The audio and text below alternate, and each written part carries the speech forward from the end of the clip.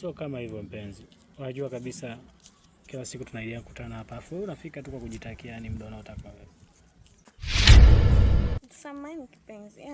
Sio bado nakaa kwa wazazi. Kuna wazazi alafu kuna mpenzi. Sawa kabisa kwamba ni mimi nitakutoa kwa wazazi wako utaishi na mimi hapa. Utakaa na wazazi miaka yote. Basi kama. Wewe vipi bechi boy mdevu kama miba mjombani? Alafu uko na mtoto mzuri yani. Alafu wewe mrembo tu mshikaji wangu sema nini siandikie mate. Sina tazala sikia sasa kauli moja yani kifoka sijavuta wewe. Kila kitu cha kwa nacho sicheleweshwa wala nini nishakwambia. Oa sogea tu. Wewe. Pulia na wewe nini? Kwa na kisauli hapo. Songea sana na yafu.